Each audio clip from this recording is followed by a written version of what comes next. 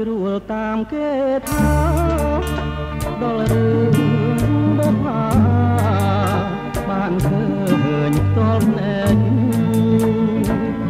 ការរីកក្នុងចិត្តការមានណែតមានក្លិនចំឡាយតើថាឥតមែកដើមដងឯណា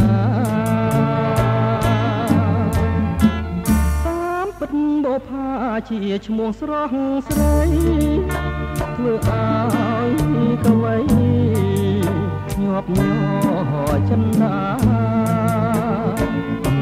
កវីអភ័ព្វជាប់ចិត្តប្រាថ្នាមានយកសង្ខារដាច់ឲ្យមរណាដូចណែនឹងស្រី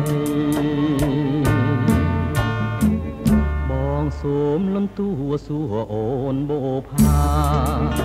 សូមពើមេត្តាសំដងប្រណីសូមអូនអាណិតដល់ចិត្តកវីជុំរូបបងខ្សែបងនៅតែស្មៅក្នុងនាមចិនប្រងដែលស្មោះដូចបងអបការទាំងដងលើទ្រូ